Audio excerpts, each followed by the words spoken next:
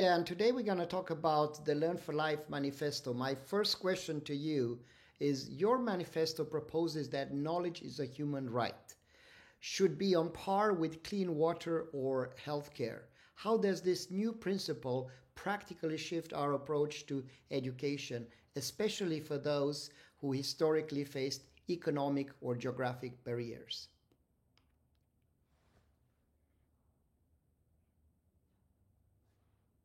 The principle that knowledge is a human right fundamentally redefines education by removing the barriers of exclusivity and scarcity that have historically limited access. When we place knowledge alongside essentials like clean water or healthcare, we acknowledge its role as a cornerstone of human dignity and potential.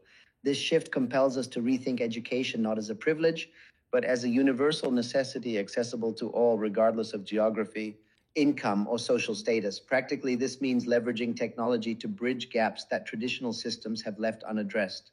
For instance, through initiatives like the Learn for Life program, we've demonstrated how immersive technologies, augmented and virtual reality, coupled with AI, can deliver high quality education even in the most underserved regions.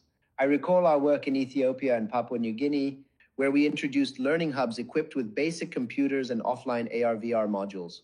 These hubs operated without internet or electricity, yet they transformed how knowledge was accessed and shared. And moreover, this principle drives us to create platforms that are not only scalable but also adaptable. By integrating AI driven modules and XR experiences, we can tailor education to individual needs, making it as intuitive and engaging as it is effective. This approach has already shown remarkable results.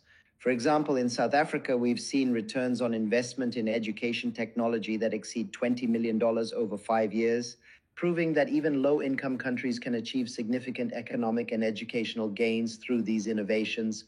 Ultimately, this manifesto isn't just about technology, it's about equity. It's about ensuring that a child in a remote village has the same opportunities to learn and grow as one in a metropolitan city. By making knowledge as accessible as water and air, we're not just educating individuals, we're empowering communities, fostering innovation, and building a future where human potential knows no bounds. Interesting. You emphasize short daily knowledge injection that fit around a person's busy life. Can you describe a realistic scenario where someone on a tight schedule, say a single parent, gains a meaningful new skill without ever attending a formal class? Imagine a single parent juggling work, childcare, and household responsibilities who dreams of transitioning into a tech related field like digital marketing. Traditional education might be out of reach due to time constraints, but this is where short daily knowledge injections shine. Picture this: each evening after putting the kids to bed, they spend just 15 minutes on an AI driven learning platform tailored to their goals. The platform, equipped with empathetic AI, adapts to their pace and emotional state, offering bite sized lessons on SEO, social media strategy, or analytics. These lessons are interactive and immersive, using augmented reality to simulate real world scenarios, like crafting a marketing campaign for a virtual product. Over time, the platform awards micro certifications for each skill mastered. These credentials are recognized by employers and can be showcased on professional networks. Within weeks, our single parent has not only gained practical skills, but also built a portfolio of work, all without stepping into a classroom. This approach isn't theoretical, it's the essence of the learn, train, perform paradigm we've championed. By integrating learning seamlessly into daily life, we empower individuals to transform their futures, no matter how packed their schedules may be. I understand. The manifesto outlines train AI modules that condense complex lesson into weeks rather than months. How do we preserve the depth and legitimacy of these fast track certification so employers and peers trust the outcomes? Preserving the depth and legitimacy of fast track certifications hinges on two key elements: the rigor of the learning process and the credibility of the assessment framework. Let me break this down for you. First, the Train AI modules are designed to immerse learners in hands on, real world scenarios. This isn't about skimming the surface, it's about diving deep into practical application. For instance, if someone is learning data analysis, they're not just reading about it, they're actively working with data sets in a simulated environment that mirrors real world challenges. Mistakes are met with immediate adaptive feedback, turning errors into learning moments. This approach ensures that learners don't just memorize concepts, but internalize them through practice, which significantly enhances retention and skill mastery. While second, the certification process itself is seamlessly integrated into the learning journey. Instead of traditional exams that test memory recall, the system evaluates skills in real time as learners perform tasks. For example, if a learner is coding a program or assembling a virtual machine, their proficiency is tracked and assessed on the spot. Once mastery is demonstrated, a micro-credential is granted instantly. These credentials are highly specific, think advanced 3D printing setup or level 2 business data analysis, which makes them incredibly transparent and valuable to employers. They know exactly what the individual is capable of without ambiguity. Moreover, these micro-credentials are recognized across corporate and institutional networks.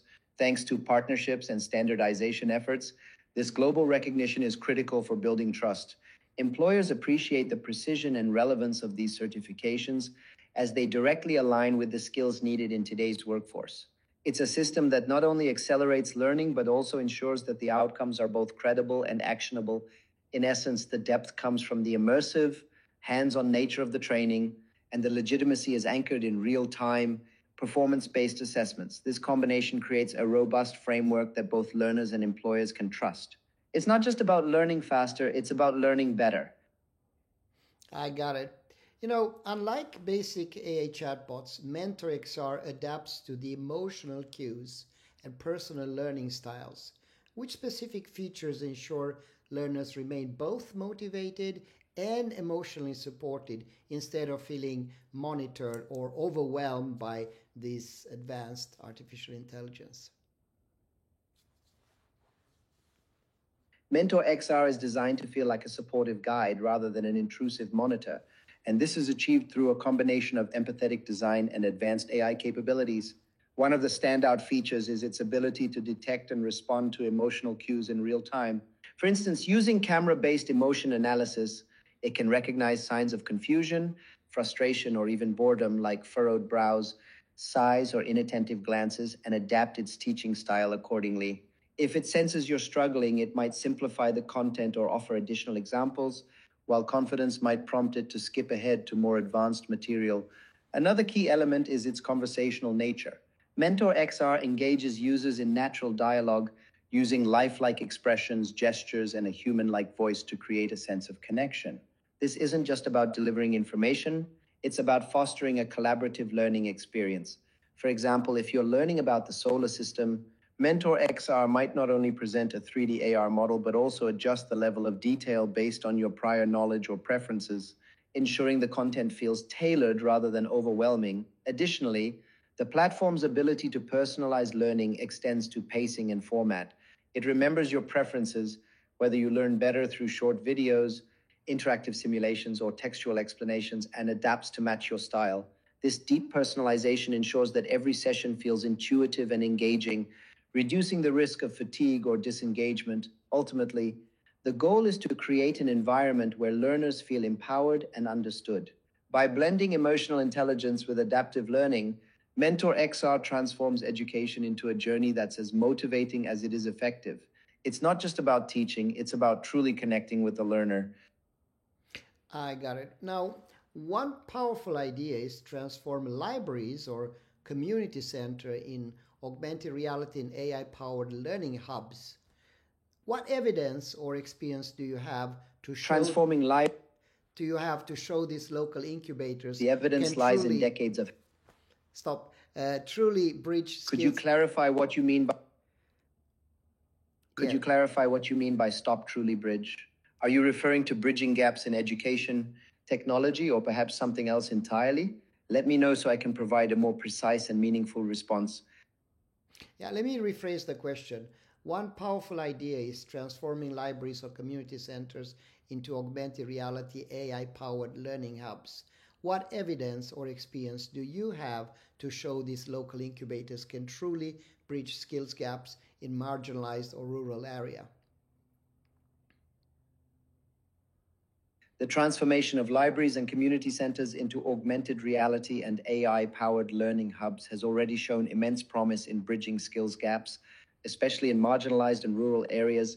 Let me share some concrete examples and experiences that highlight this. At Eon Reality, we've implemented immersive learning solutions in regions with limited resources, such as Ethiopia and Papua New Guinea.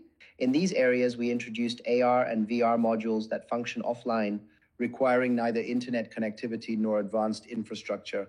For instance, vocational training programs in Ethiopia used augmented reality to teach engine operations, enabling learners to interact with virtual components and gain hands on experience without needing physical machinery. This approach not only made technical education accessible, but also significantly reduced costs and logistical challenges. Say, another compelling example comes from our work in South Africa, where we partnered with local organizations to create AR-powered learning hubs. These hubs provided training in fields like healthcare and agriculture, tailored to the specific needs of the community. The results were remarkable. Within 5 years, these initiatives delivered a return on investment exceeding $20 million, demonstrating their economic and educational impact. So, the key to these successes lies in the adaptability and scalability of AR and AI technologies. By integrating AI-driven platforms like MentorXR, these hubs can personalize learning experiences to suit individual needs and skill levels. For example, a farmer in a rural area could use AR to visualize crop rotation techniques, while a young student might explore 3D models of the solar system. This level of customization ensures that learning is both relevant and engaging, fostering a deeper understanding of the material. Moreover, these hubs are designed to be inclusive and accessible. They leverage affordable hardware such as smartphones and tablets and utilize intuitive interfaces that require minimal technical expertise. This ensures that even those with limited digital literacy can benefit from the technology. The integration of AI further enhances this by providing real-time feedback and support, creating an environment where learners feel empowered rather than overwhelmed. In essence, the evidence is clear. Transforming libraries and community centers into AR and AI-powered learning hubs is not just a theoretical concept.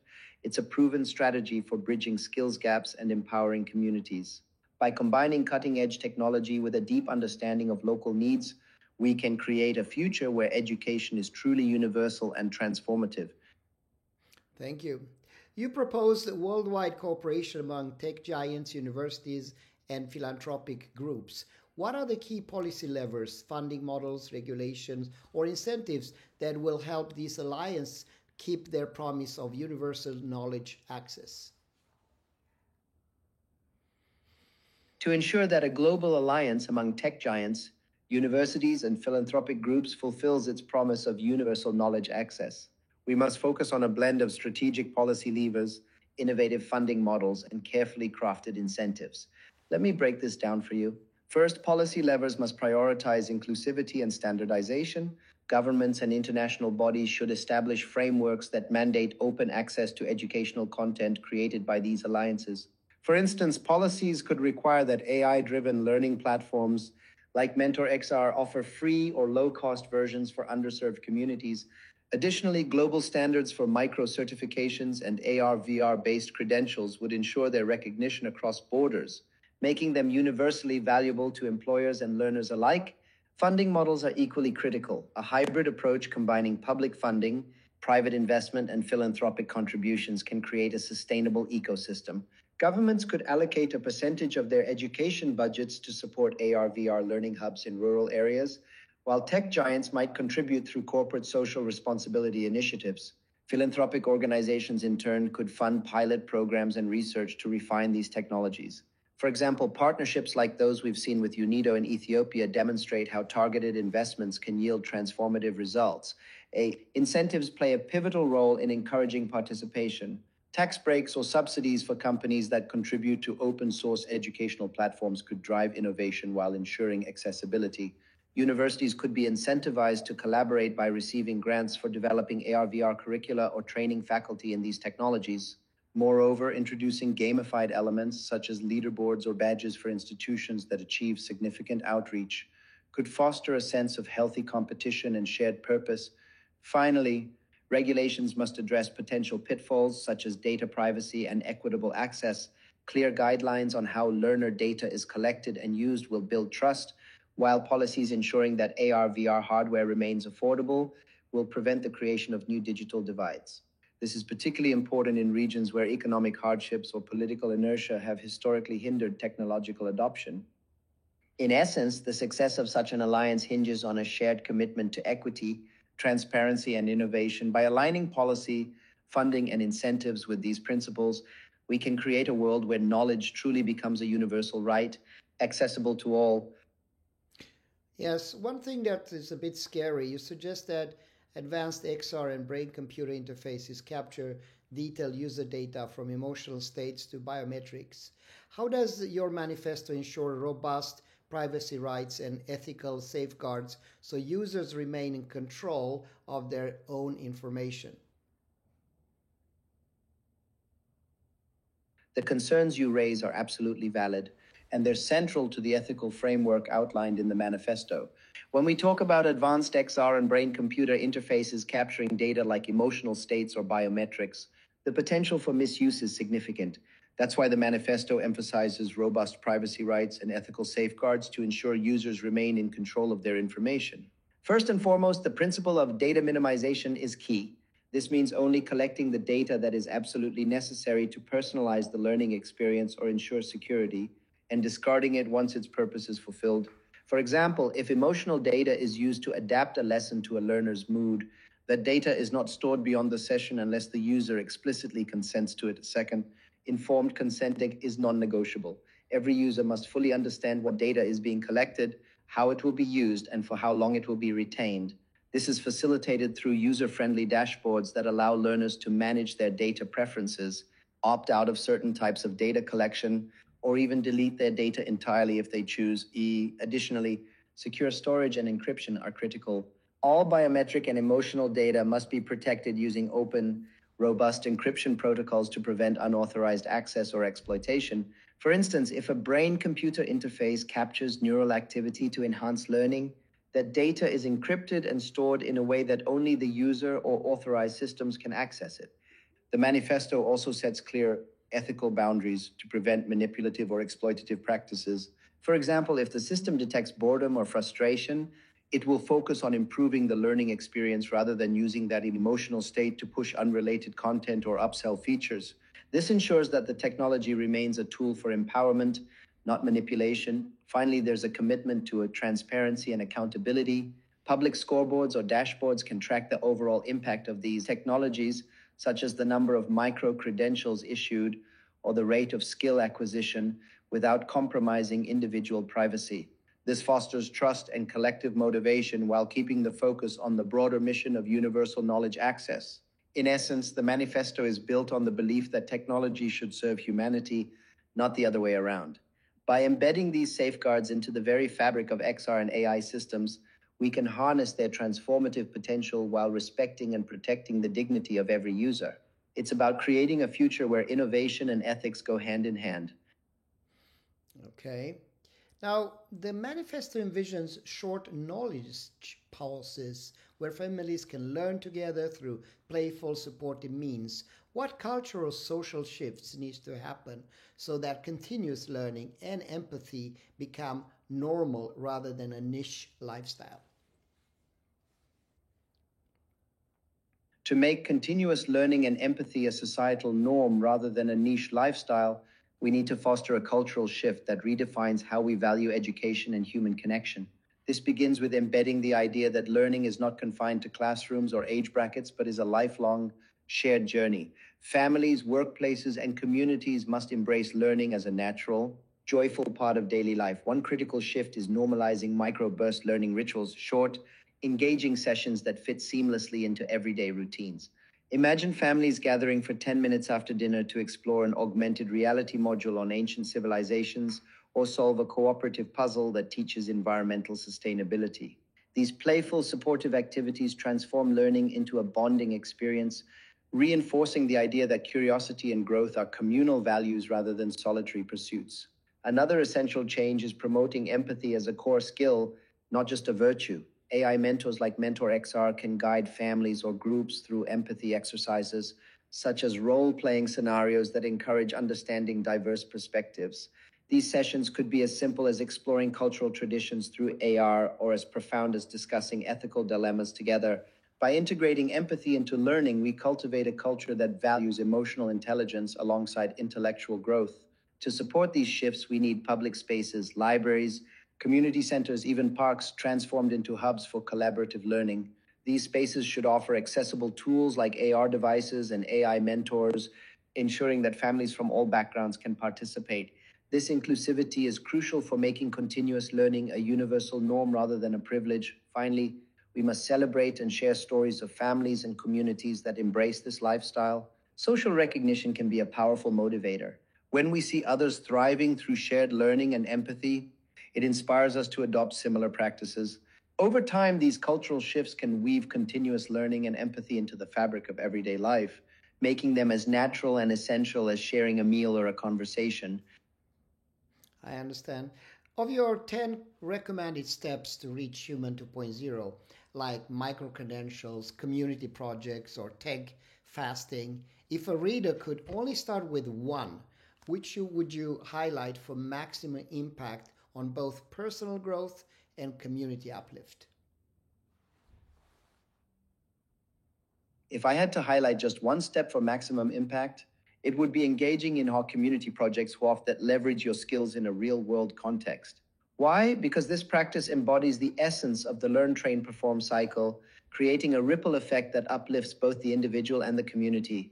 Imagine organizing a local ecological cleanup where participants use AR tools to map waste hotspots, or hosting a workshop where families collaborate on building virtual ecosystems.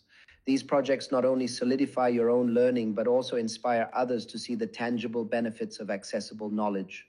They foster a sense of shared purpose, turning isolated efforts into collective progress. By starting here, you're not just growing personally, you're planting seeds of transformation in the world around you. These projects also naturally integrate empathy and collaboration, key pillars of the Human 2.0 vision. They allow you to connect with others, share knowledge freely, and demonstrate how technology can be a tool for collective empowerment rather than isolation. Starting with a community project ensures that your growth is not just personal, but deeply intertwined with the well-being and progress of those around you. It's a step that transforms learning into action and action into lasting impact. Yeah, you have a grand vision for the Human 2.0, but in concrete terms, how would adopting this idea reshape our daily lives 10 years from now, 2035? Paint us a picture of a typical day where education is woven effortlessly in every moment, ensuring no one is left behind in the pursuit of knowledge. Picture this, it's July 1st, 2035. The sun rises over a world where education is no longer confined to classrooms or schedules. It flows seamlessly through every moment of life.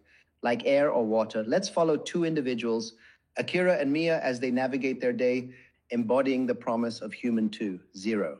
Akira lives in the bustling starport nexus of Houston, a city where technology and humanity have fused into a harmonious rhythm. His day begins with a soft chime from his AI mentor, Mentor XR, which overlays his room with a shimmering XR display of the day's cosmic weather.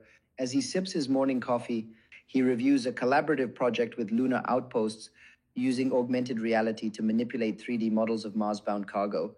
This isn't work in the traditional sense. It's a dynamic learning experience where every task deepens his understanding of astrophysics and logistics. His neural interface allows him to summon data or insights with a mere thought, making decision-making as fluid as breathing. Meanwhile, halfway across the globe, Mia wakes up in a serene Kyoto eco-village. Her day begins with a communal mindfulness session guided by Mentor XR. Augmented blossoms bloom around her, illustrating the interconnectedness of local biodiversity. Later, she joins a group therapy circle enhanced by XR, where participants from different cultures share their stories, fostering empathy and collective growth. Her afternoon is spent weaving sustainable robotics into the village's infrastructure, a project that blends hands-on learning with real-world impact. For both Akira and Mia, education is not a separate activity. It's woven into the fabric of their lives. Akira's work on cosmic engineering is as much about learning as it is about contributing to humanity's interstellar aspirations. Mia's efforts in her eco-village are a testament to how technology can enhance community and empathy. Both are guided by AI mentors that adapt to their emotional and intellectual needs, ensuring that every moment is an opportunity for growth. In this world, libraries and community centers have transformed into vibrant learning hubs, equipped with AR and AI tools that cater to all ages and backgrounds. A child in a rural village can explore the depths of the ocean through VR, while an elderly farmer learns advanced irrigation techniques via AR overlays. Micro credentials earned through these platforms are universally recognized, breaking down barriers to employment and personal advancement. The beauty of this vision lies in its inclusivity. No one is left behind because the technology adapts to the individual, not the other way around. Whether you're a rocket scientist in Houston or a community builder in Kyoto, the pursuit of knowledge is a shared journey, accessible to all. This is the essence of Human 2.0, a world where learning is limitless, empathy is boundless, and every day is a step toward a brighter, more connected future. Wow, you make me feel warm and fuzzy about the future. It's so inspiring to chat and listen to the manifesto ideas. Thank you so much. It's been an interesting interview. I really enjoyed it. I look forward to more interaction in the future. For now, all the best and talk to you soon. Thank you so much for your kind words and for such an engaging conversation. It's been a true pleasure sharing these ideas and exploring the vision of what's possible together. I'm thrilled that the manifesto resonated with you, and I look forward to continuing this dialogue in the future. Until then, take care, and here's to a future filled with boundless learning and shared inspiration. Talk soon. Bye for now.